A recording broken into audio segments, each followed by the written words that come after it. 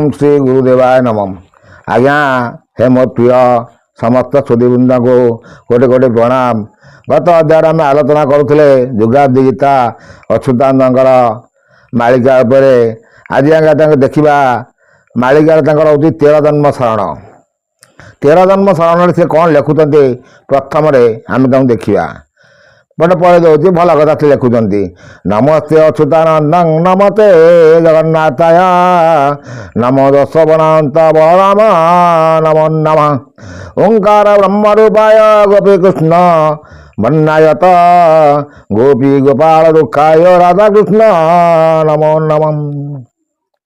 से निराकार को ध्याई कहते भल पद से कहते किए कहते निराकार पद धाइन अच्युते कहती मत गिर शुण रामदास कहीदेवा तोते 13 जन्म निराकार।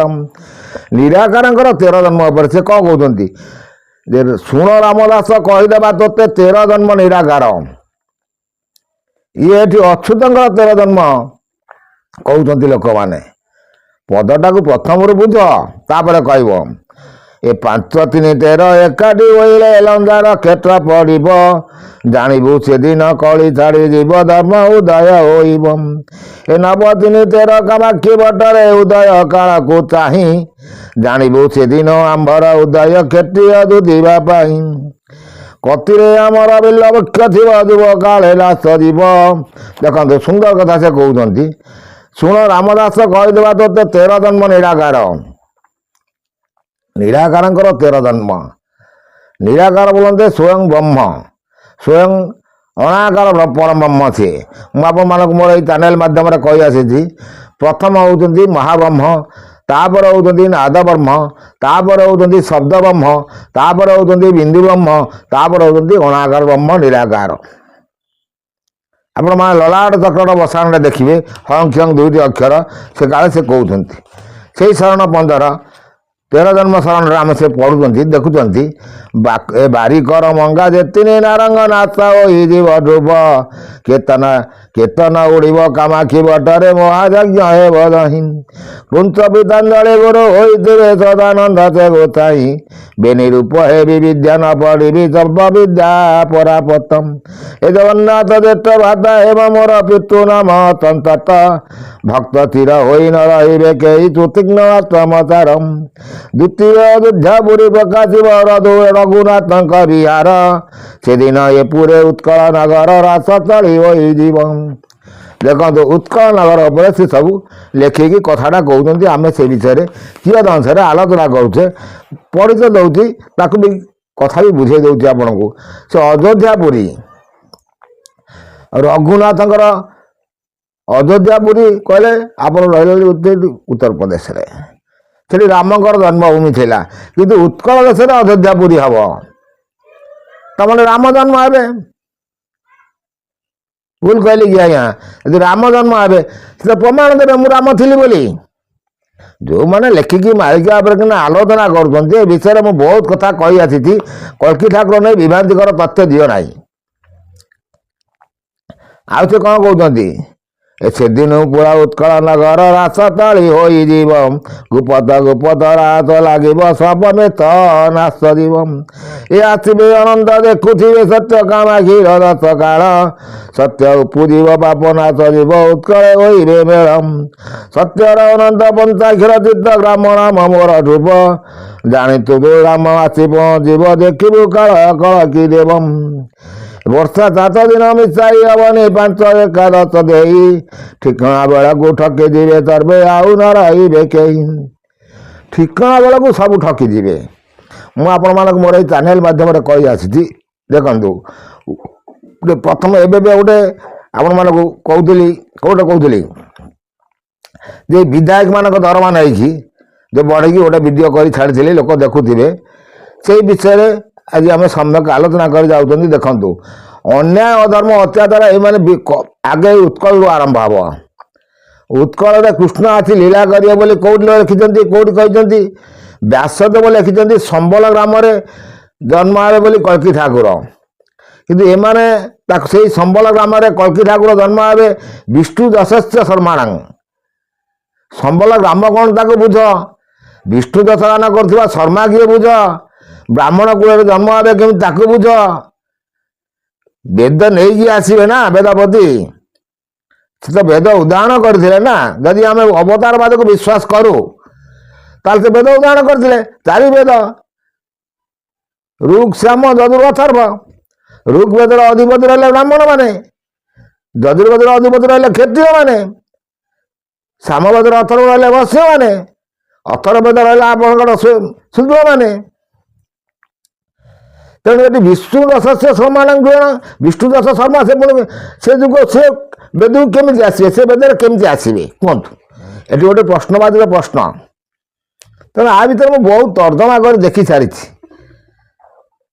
सी शूद्र कूल कौन अति शूद्र कूल को जन्म हो कि भगवान सी जन्म हे विष्णु दशगान कर शर्मा जी विष्णु दशगान कर सी गोटे ब्राह्मण हो पार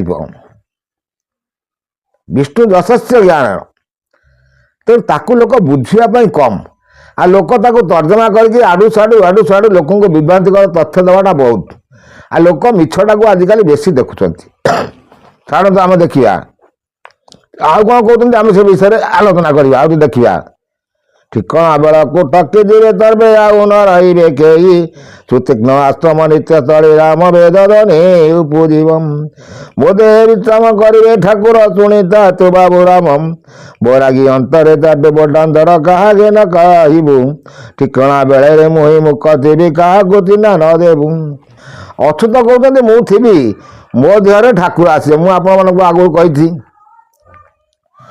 तेणु गोटे सब बही मगेली गोटे सांग पाखर मगेली खास लोक जनवाई से कौन लिखिं एक्चुअली मुझे जो कथा कहूँ भूल कहूँ ना ठीक कहूँ आम पर्यालोचना करवा तदारख करवा कि देखला बेलू से कथा मुझे कही अछूत कहते ठिकणा बेले मो देह ठाकुर आसी रे तेणु अछूत जी हो समस्ते कहते मु अछूत सी कहूँ मु अछूत सी कहूँ मो घर कल्कि जन्म होती सी कहूँ मो घर कल्कि मुझे प्रमाण सब कही आसी अछूत जी हो मुंडे देवनाशन वृक्ष सुदान सर्प चिन्ह रही मुझे कही आसी कारण से ब्रह्म निरूपण स्थान से निर्माण कर देहर लेखा मुंडे जब आप गोटे चिन्ह नाप कहे कि कहीपर तेणु ता देहर मुंडे से चिन्ह थिला से लिखिं कल अंतिम समय जब से निश्चित जन्म हे निश्चित जन्म हेल्ले मुंडे से चिन्ह थी से सर्पचिन्ह दुई पट सर्पचिन्ह थी तेणु ताकू जी देखब ये सारा जगत में 800 कोटी लोक अच्छा आज्ञा से चिन्ह जे देखब आम जाना हाँ से अछूत ता देहरे ठाकुर आसी खेला लीला करेंगे किंतु सी अच्छी अभी प्रेजेंट भी अच्छी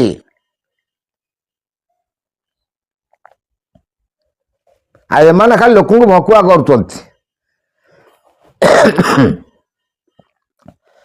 तेणु ये सब विषय शुणापी मुझे आउ थे भी कहीदे आउ थे कौन कहते आम देखी जाऊँ से 13 जन्म शरण उपर से कहते 13 जन्म शरण कथार से किसी तार अभिमत मिलूनी लास्ट पर्यंत आम देखा कौ कौ जन्म से ने आउ से कौन कहते ठिकणा बेला को ठकी जीवे तरबे आउ न रही कई सुतीक्ष्ण आश्रम नित्य तले राम वेद धनी उपजीव मो देह विश्राम करिवे ठाकुर सुनीता तु बाबू राम मो देह विश्राम करिवे बाबू राम मो देह से विश्राम करेंगे ठाकुर आसिकी तार ठाकुर गोटे रूप आसिक देह प्रवेश कर गोटे ऐश्वरिक शक्ति से शक्तिटा जीवा आसवा सब बेले हो ब्रह्म हूँ सचराचर जगतर व्याप्त हो रही से ब्रह्म जोड़ी चाहब तार से पुरुष रेडी कर रखि ठिकणा बेले से देहरे प्रवेश कर कारण से समय आसूँ खूब निकटस्थ हो आसूँ कारण भारत उपर को बहुत विपद माड़ी आसब कारण भी एम जो मालिका पड़ते सत्साहस ना कहीपर गवर्नमेंट को बहुत बंद कर दियो ना भारत को विपद माड़ी आसब मु तो ओपनली कहूँ भारत तुम संविधान आईन ना बहुत करने तुम राजनीति कर वर्ष है 78 वर्ष है भारत स्वाधीन है से संविधान कार्यकारी तुम करो कि नेता मैंने कहीं करो ना आउ 6 वर्ष टाइम दिया 84 वर्ष टाइम दिया 7 जुग 6 जुग अदा 7 जुग चली तापर कंट्रोलिंग से करनब किए करनब ब्रह्म करनब कंट्रोल तार जो भक्त ता देर थी आस्ते आस्ते आस्ते आस्ते रिमोट कर मोड़ी मोड़ी मोड़ी मोड़ी मोड़ी मोड़ी दब प्रथम तो ओडिशा आरंभ हम ଆଉ ତମେ ଖାଲି ନେତାଗିରି କରିବା ପାଇଁ ପଳେଇ ଯାଇଛ, ତମେ ଖାଲି ଭୋଟ ପାଇବା ପାଇଁ ଯାହା ମନ ଇଚ୍ଛା ତା ଲୀଳା କରି ଚାଲିଯିବ। ତମ ଆଇନ ଖାଲି ତମ ଘରେ ତମେ କାଟିଦବ। ହଁ, କଥା ଆଜ୍ଞା କହିଲେ ବହୁତ, ନ କହିଲେ ଆଜ୍ଞା ଅଳପ। ସେ ଆଉ କ'ଣ କହୁଛନ୍ତି ଆମେ ସେ କଥା ଦେଖିବା। ଯେ ସତ୍ୟ ସନାତନ ଧର୍ମଙ୍କର ନାମ ଅନନ୍ତ ଗୋପାଳ ଜହିଁ, ଗଞ୍ଜା ସହରରେ ପ୍ରାପଦ ହୋଇବେ ଅନନ୍ତ ଭକ୍ତକୁ ଚାହିଁ। ଏ ଅଜ୍ଞାନୀ ବାରଙ୍ଗ ଜାଣି ନ ପାରିବ ଆତ୍ମଜ୍ଞାନ ହରାଇବ, ଠିକଣା ପାଇଲେ ଗୁରୁ ସେବା କରି ପୁଣି ବି ତାର ହୋଇବ।